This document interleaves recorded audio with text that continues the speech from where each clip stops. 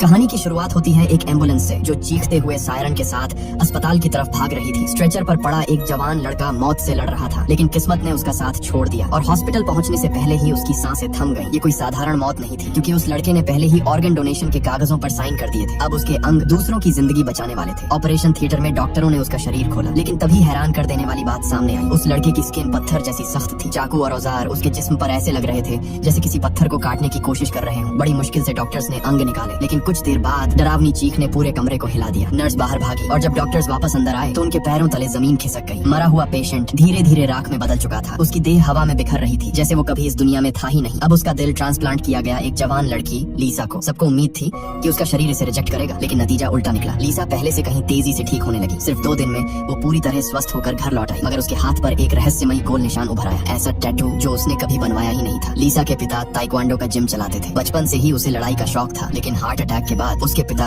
उसे दोबारा लड़ने नहीं देते थे। मगर अब हालात बदल चुके थे। एक दिन गुस्से में लीसा ने पंचिंग बैग पर किक मारी और अगला पल हर किसी के लिए हैरान कर देने वाला था।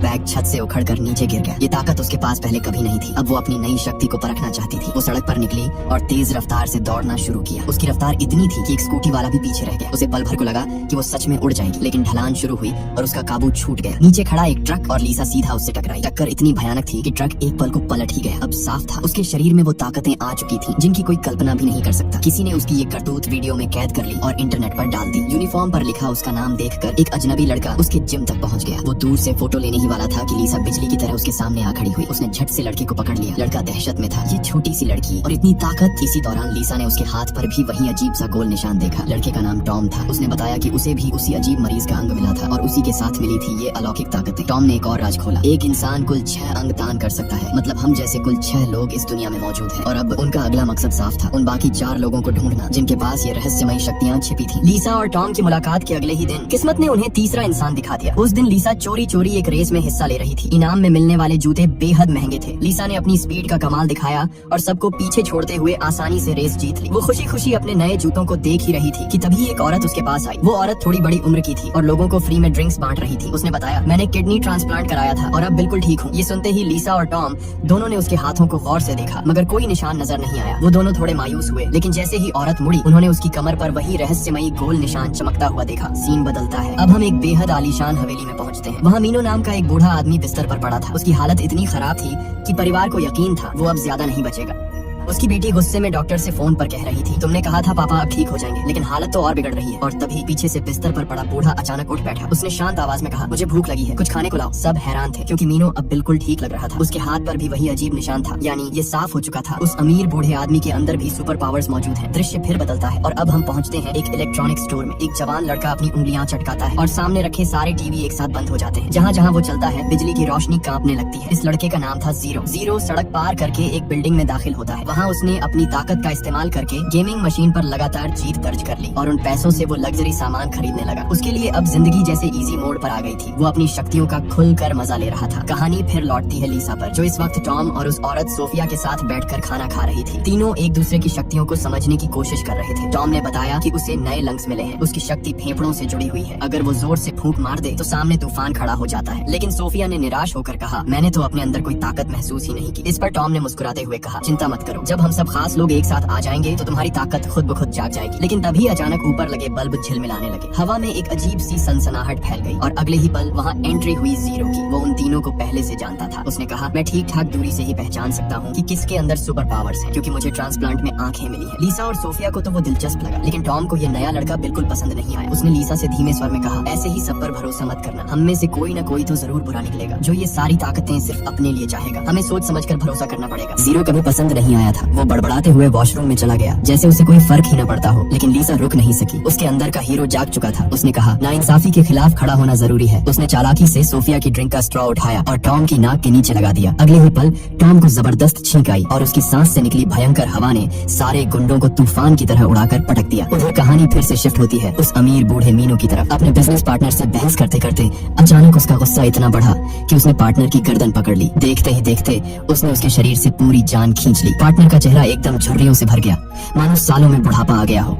और मीनू की आंखों में फिर से जवानी की चमक लौट आई। उसने वहीं रखे एक पौधे को हाथ लगाया और उसकी हरियाली चंद सेकंड में गायब होकर सूखी टहनियों में बदल गई। अब साफ था, मीनू की शक्ति दूसरों की जिंदगी छीनकर खुद को ताकतवर बनाना है। इसके बाद कैमरा शिफ्ट होता है एक फैक्ट्री में। वहाँ जॉन नाम का सुपरवाइजर मजदूरों पर चिल्ला रहा था, तेज काम करो, आज रात भर काम करना होगा। एक वर्कर आगे बढ़ा और गुस्से में बोला, सर इतना दबाव मत डालो, हम इंसान हैं, मशीन नहीं। तभी अचानक अलार्म बजा। ऊपर से एक वर्कर गिर पड़ा, गंभीर चोटें आई थी। जब सब लोग भाग दौड़ में थे, जॉन धीरे से उसके पास गया और अपना हाथ उसकी चोट पर रख दिया। कुछ ही पलों में वो वर्कर पूरी तरह ठीक हो गया, लेकिन जॉन खुद दर्द से तड़पने लगा, जैसे उसने सारी चोटें खुद ले ली हों। वो चुपचाप साइड में जाकर अपने दर्द को सहने लगा। इधर मीनू की बेटी टीना को शक हो चुका था। उसे यकीन था कि उसके पिता की ताकत इन ट्रांसप्लांट्स की वजह से ही आई है। उसने तुरंत अपने आदमियों को आदेश दिया, उन सबका पता लगाओ जिन्हें भी उस अजीब पेशेंट के अंग मिले हैं। और कुछ ही वक्त में उसके असिस्टेंट ने सबकी जानकारी जुटा ली। उसी समय दूसरी ओर लीसा, टॉम, सोफिया और जीरो कसिनो वालों से भाग रहे थे। सोफिया की ड्रिंक कार्ड अब उनकी रेसिंग कार बन चुकी थी। पीछे से तीन गाड़ियां लगातार पीछा कर रही थी। हाईवे पर हॉर्न और टायरों की चीखें गूंज रही थी। लीसा पागलों की तरह धक्का मार रही थी और उनकी रफ्तार इतनी तेज हो गई कि वो गाड़ियां धीरे धीरे पीछे छूटने लगी। लेकिन कसिनो वाले हार मानने वालों में से नहीं थे। उन्होंने और गाड़ियां भेज दी। अब ये सिर्फ पीछा नहीं बल्कि जिंदगी और मौत का खेल बनने वाला था।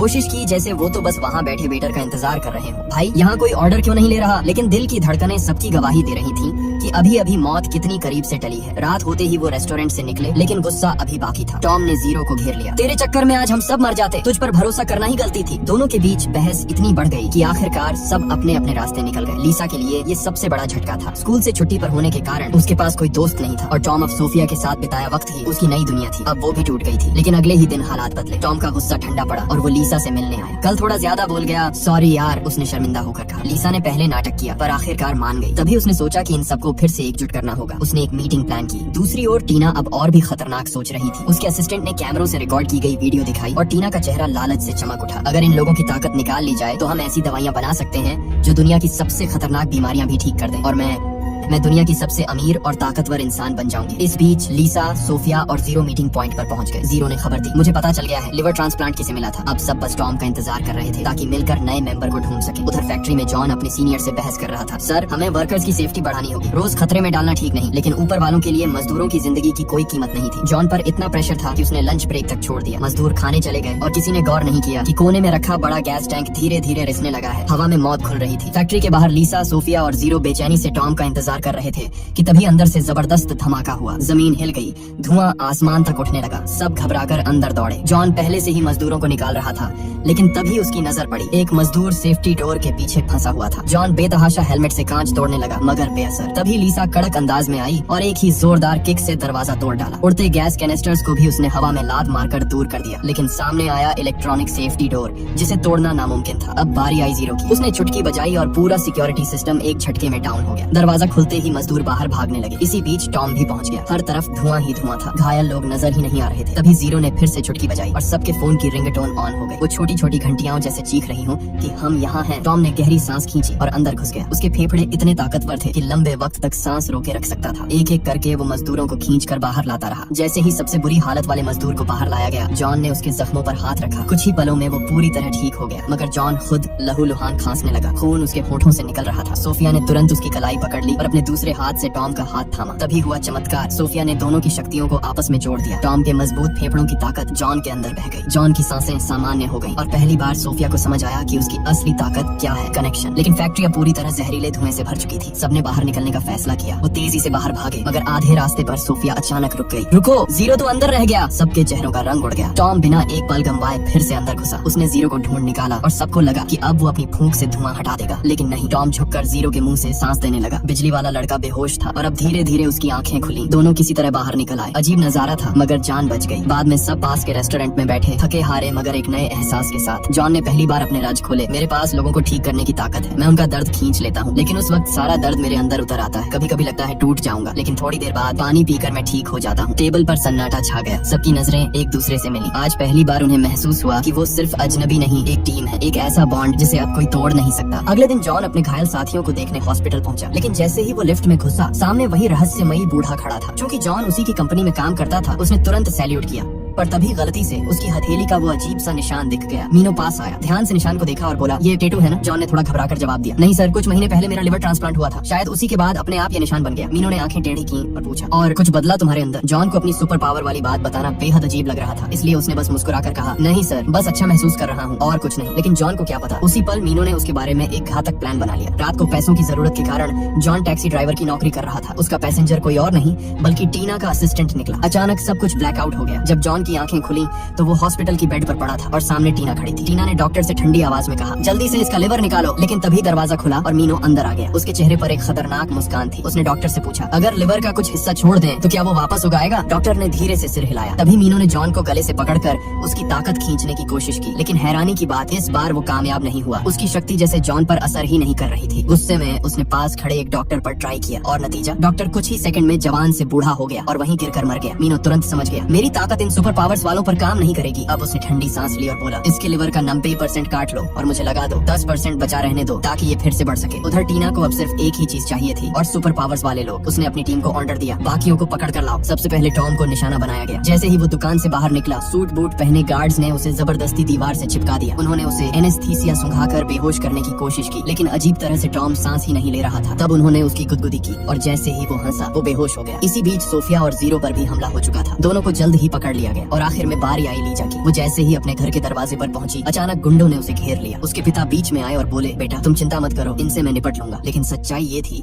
कि मास्टर जी अब सिर्फ 14 साल के बच्चों को पढ़ाने लायक ही रह गए थे। सामने खड़े इन खूंखार दुश्मनों से भिड़ने की ताकत उनमें नहीं थी। अपने पिता के कॉन्फिडेंस को बरकरार रखते हुए लीजा चुपके चुपके उन गुंडों को इस तरह मार रही थी कि उसके पिता को लगे कि मैं ही इनसे लड़ रहा हूँ। असल में सारा काम लीजा कर रही थी। उसकी स्पीड इतनी तेज हो गई थी कि जैसे ही पिता पलट कर देखते, वो आराम से बेंच पर बैठी नजर आती। जब सारे गुंडे हार कर भाग गए तो पिता भागकर लीजा के पास आए और पूछा, बेटा तुम ठीक तो हो ना? लीजा मुस्कुराई। वो तो बच गई थी, लेकिन बाकी साथी फंस चुके थे। टीना के लोगों ने उन्हें पकड़कर ऐसी खास जेल में डाल दिया था जहाँ उनकी सारी शक्तियाँ बेकार हो जाती थी। उधर लिवर ट्रांसप्लांट के बाद बूढ़े मीनो ने जैसे नई जिंदगी पाली। अब वो अपनी जवानी के दौर में लौट चुका था। इतना जवान कि अपनी ही बेटी टीना से भी छोटा लग रहा था। टीना अंदर ही अंदर सोच रही थी, मैं तो चाहती थी ये बूढ़ा मर जाए और पूरी कंपनी मेरी हो, लेकिन अब तो पहले मैं ही खत्म हो जाऊंगी। मीनो घर लौटा, नहाया और आईने के सामने खड़ा होकर अपनी जवानी निहारने लगा। उसकी आंखों में पागलपन था। अचानक कमरे में अंधेरा छा गया। पलक झपकते ही वो एक अनजान जगह पर पहुंच चुका था। उसके सामने एक रहस्यमयी शक्ति खड़ी थी जिसने अपनी बाहें फैला रखी थी। मीनो ने उसके हाथ पकड़ने की कोशिश की, लेकिन अगले ही पल वो ताकत उसे अपनी ओर खींचने लगी। उसका चेहरा कभी जवान होता, कभी बूढ़ा। गुस्से में मीनो ने झटका दिया और समझ गया कि ये सब उसके दिमाग में चल रहा है। आईने का शीशा चटक गया और उसके हाथ में लगी चोट पल भर में भर गई। उसकी आंखों में अब और भी भूख थी। उसने ठान लिया, मुझे सबके अंग चाहिए, सबकी शक्तियाँ चाहिए, मैं भगवान बनूंगा और लोग मेरी पूजा करेंगे। उधर टीना अपने पिता की ताकत के सामने कुछ भी नहीं थी। मीनो सीधा उस जेल में घुसा जो खुद टीना ने बनाई थी और वहाँ पहरेदारों को बेरहमी से पीटना शुरू कर दिया। कोई उसकी ताकत का मुकाबला नहीं कर पा रहा था। धीरे धीरे उसने बंद किए गए तीनों कैदियों का ठिकाना खोज निकाला। उस वक्त जीरो अपने पैरों की उंगलियों से चुटकी बजाने की कोशिश कर रहा था क्योंकि उसके हाथ अलग तरीके से जकड़े गए थे। जैसे ही वो सफल हुआ,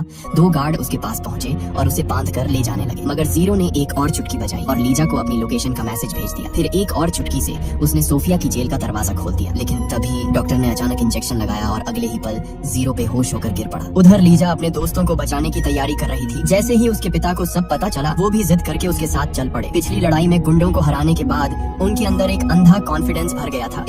इस बीच जीरो की हालत और बिगड़ चुकी थी। उसकी एक आंख से कॉर्निया पहले ही निकाल लिया गया था। खुशकिस्मती से वो समय रहते होश में आ गया, वरना उसकी दूसरी आंख भी चली जाती। अचानक होश में आने की वजह से सर्जरी बीच में ही रुक गई और दूसरी आंख बच गई। मीनो ने उसे मारने की बजाय जॉन के पास फेंक दिया। जॉन का लिवर धीरे धीरे ठीक हो रहा था और उसने अपनी ताकत का इस्तेमाल करके जीरो की घायल आंख को ठीक करने की कोशिश शुरू कर दी। उधर मीनो ने अपनी नई ताकत दिखाने के लिए एक बड़ा इवेंट रखा। उसने वहाँ ऐसे लोगों को बुलाया जो लाइलाज बीमारियों से पीड़ित थे। मीनो की जवानी देखकर सबकी आंखें फटी की फटी रह गईं। उसने ताकत का पहला नमूना देते हुए एक मजबूत दीवार तोड़ डाली जिस पर उसका बूढ़ा रूप उकेरा हुआ था। लेकिन इस शो ऑफ से लोग डर गए। उन्हें सम्मान या भक्ति नहीं हुई। मीनो ने तुरंत अपनी चाल बदल ली। उसने एक अपाहिज आदमी के हाथ पकड़कर उसे पूरी तरह ठीक कर दिया। फिर एक गंभीर रूप से बीमार लड़की के पास जाकर उसे भी स्वस्थ कर दिया। ये देखकर भीड़ फट पड़ी। अब लोग उसे सच में भगवान समझने लगे। सब घुटनों पर झुक गए। इसी दौरान मीनो को महसूस हुआ कि लीजा करीब आ रही है। उसने उंगली चटकाई और उनके आने का रास्ता खुल गया। वो जानबूझकर सिंहासन पर बैठा जैसे कोई देवता हो। लीजा और उसके पिता अंदर आए तो वो सब समझ गई, ये इंसान सबकी ताकतें चूस रहा है। गुस्से में उसने बिना सोचे लात मारी। मीनो का हाथ सच में टूट गया, लेकिन उसने तुरंत पानी पिया